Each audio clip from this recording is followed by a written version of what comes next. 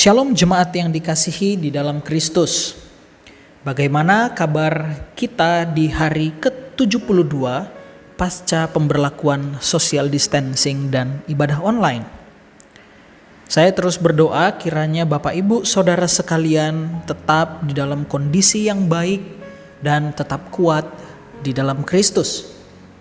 Saudara terkasih, firman Tuhan pada pagi hari ini terambil di dalam Efesus 1 ayat 15 dan 16. Saya akan bacakan firman Tuhan ini bagi kita.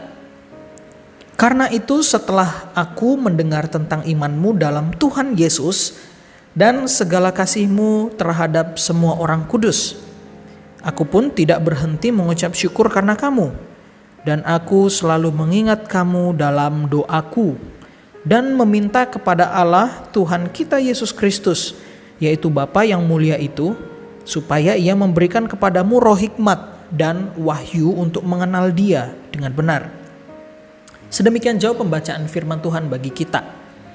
Saudara, ada sebuah kutipan menarik dari Sujiwo Tejo. Dia mengatakan di salah satu bukunya demikian: puncak kangen yang paling dahsyat itu ketika dua orang tidak saling menelpon, SMS, BBM dan lain-lain, tetapi keduanya diam-diam saling mendoakan.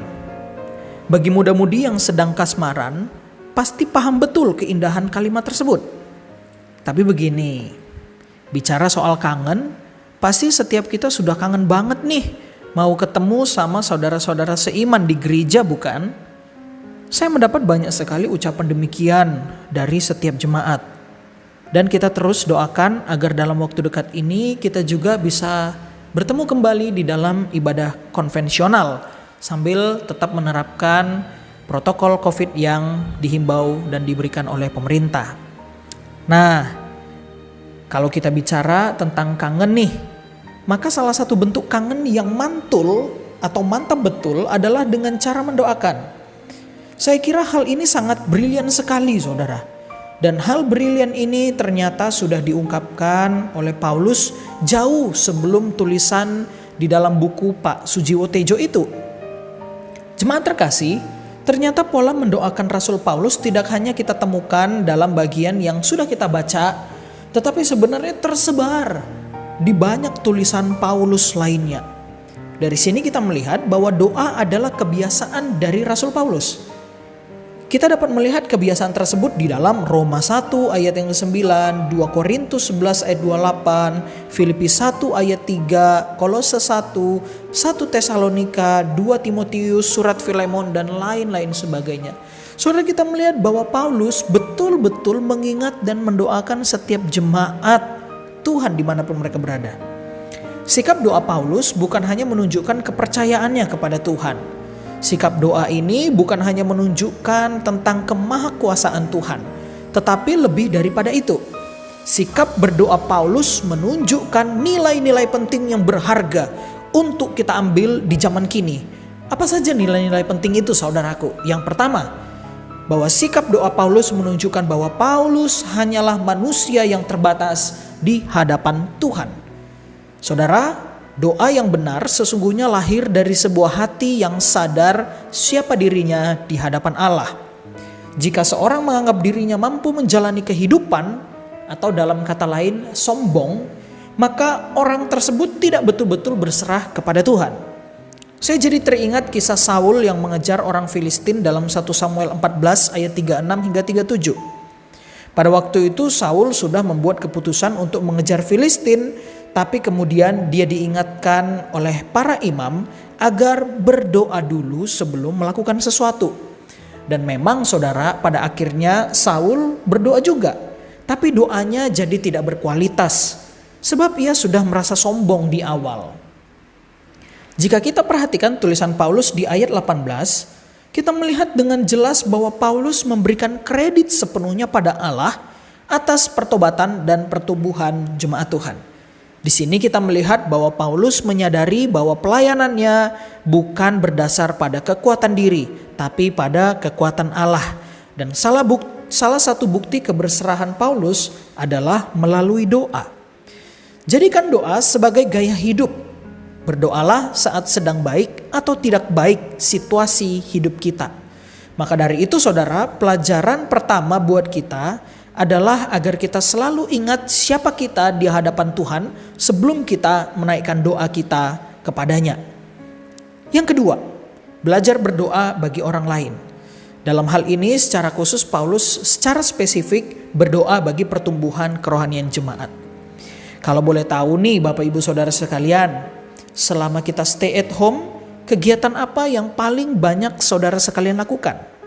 Mungkin ada yang rajin masak, mungkin ada yang banyak lihat online shop, ada yang rajin makan, ada yang juga sering tidur, ada yang rajin makan lalu kemudian tidur.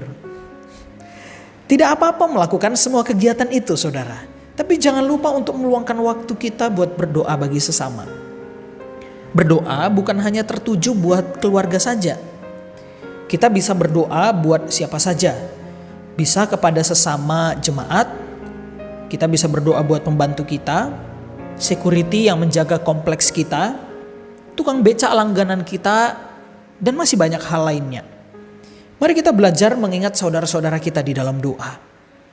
Dan juga kita tidak hanya berdoa buat kesehatan fisik dan rohani mereka, tapi doakan juga kesehatan omset dan dompet. Apalagi di tengah situasi yang sulit ini.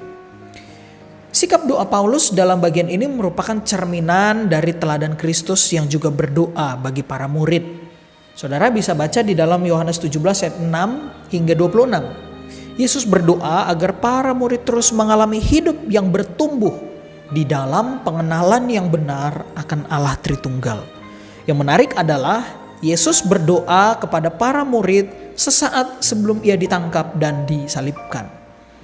Kembali pada teks Efesus, saat Paulus menuliskan surat ini, ia sedang berada di dalam penjara, saudara.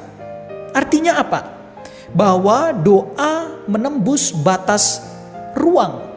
Meski terpisah secara fisik, tetapi di dalam doa umat Allah dapat bersatu. Maka dari itu di ayat 23 Paulus menuliskan bahwa gereja adalah kepenuhan dari Kristus. Gereja yang kuat adalah gereja yang berdoa. Apa aplikasi pada poin kedua yang sudah kita bahas ini? Saat ini kita tahu bersama kita menerapkan social distancing. Kita nggak bisa bertemu satu dengan yang lain. Kita dibatasi oleh ruang gerak kita. Tapi bukan berarti kita hanya diam saja saudara. Kita mesti belajar mendoakan orang-orang di sekitar kita dan gereja Tuhan. Dengan demikian orang lain dapat melihat kasih Kristus yang nyata dalam kehidupan umat percaya. Kiranya kebenaran firman Tuhan pada pagi hari ini memberkati setiap kita yang mendengarnya. Mari kita berdoa. Ya Tuhan, bukalah mata hati kami dan berilah kepada kami hikmat, agar kami dapat berjalan dalam kehendak-Mu.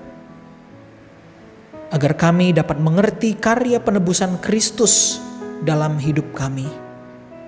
Jangan biarkan kami berjalan dalam kegelapan, tapi tuntunlah kami ya Allah Roh Kudus, agar kami berjalan dalam terang-Mu. Kami bersyukur untuk firman yang kembali menguatkan kami, bahwa kehidupan kami ditopang oleh Engkau, dan kami juga diingatkan agar kami belajar berserah di dalam doa kepada Engkau. Ya Tuhan, di dalam kesempatan kali ini juga, hamba-Mu berdoa buat semua jemaat Tuhan dimanapun mereka berada.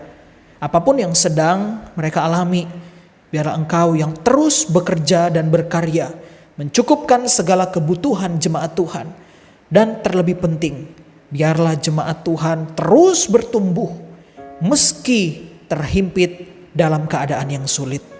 Kami serahkan kehidupan kami seutuhnya sepanjang hari ini ke dalam tangan pimpinan-Mu.